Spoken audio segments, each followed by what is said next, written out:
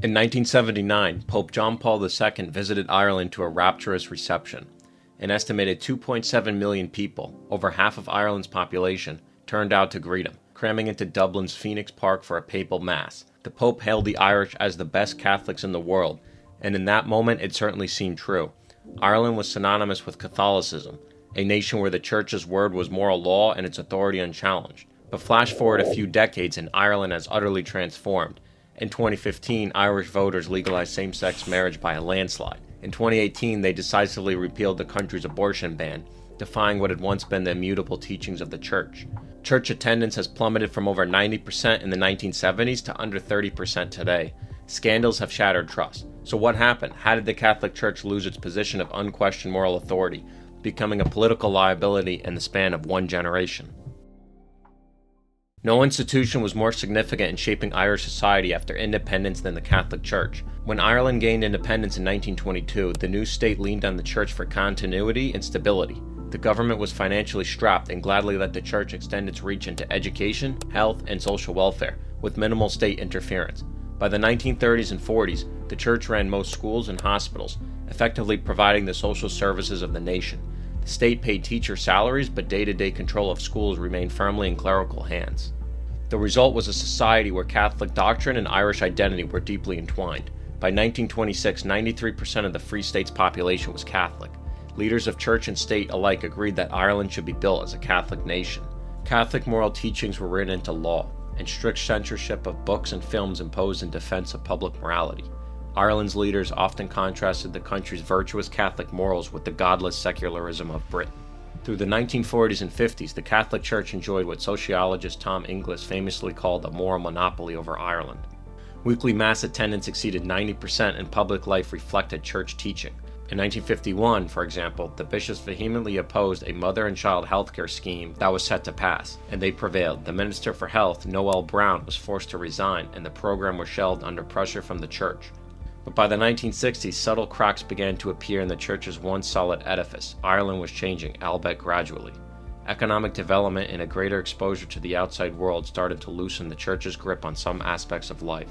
With the arrival of television in 1962 and growing migration to Britain and beyond, Irish people encountered new ideas and more secular lifestyles. The Second Vatican Council also introduced a more open spirit within Catholicism worldwide, slightly relaxing old rules and encouraging critical thought among the faithful. If the 1960s planted seeds of change, 1979 felt like the last hurrah of old Catholic Ireland. Pope John Paul II's visit in September that year was a national catharsis, a moment of unity and celebration of Ireland's Catholic identity. Yet, as momentous as it was, some later noted that the 1979 papal visit was less a triumphant revival than an attempt to hold back the tide of change. Within Ireland, a social shift was already underway, one that would accelerate in the coming decades. In 1992, the beloved Bishop of Galway, Eamon Casey, abruptly resigned after it emerged he had secretly fathered a child years earlier and used church funds to support the child's mother. Around the same time, it was revealed that Father Michael Cleary, a prominent Dublin priest known for his traditionalist views, had also fathered children with his housekeeper. Worse revelations followed. Victims began to speak out about child abuse by priests and in-church-run institutions. The government launched official inquiries and a series of harrowing reports came out. The Ferns Report in 2005 detailed abuse in one diocese. The Ryan Report exposed decades of rampant physical and sexual abuse of children in church-run industrial schools and orphanages.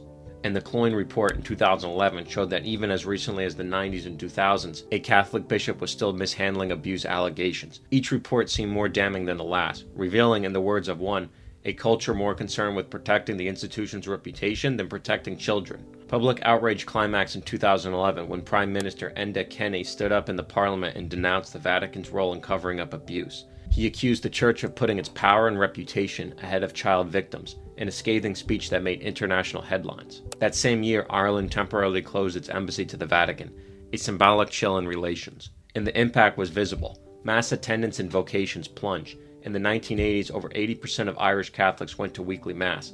By 2011, in Dublin, that figure was only 18%. The number of young men becoming priests collapsed, from 1,400 seminarians in 1965 to just 20 in 2021. The aging clergy that remained faced parishes with far emptier pews. But the biggest illustration of how completely Ireland changed can be seen at the ballot box.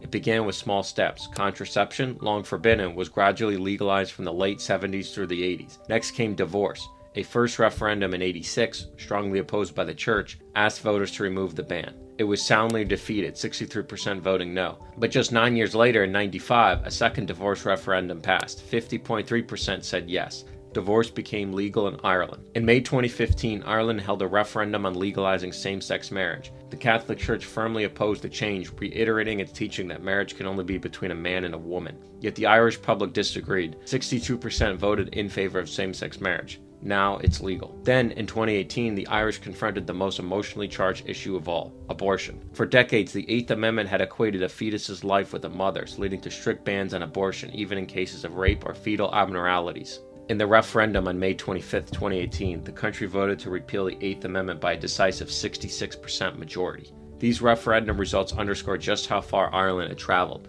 Contraception, divorce, same-sex marriage, abortion, all the issues on which the church had drawn uncrossable lines, were now settled in law on the liberal side. As the Washington Post noted, by 2018, Ireland had achieved its full emergence as a socially liberal state, no longer obedient to Catholic dictates. The moral authority of the hierarchy had evaporated. Ireland, in effect, reinvented itself in front of the world's eyes.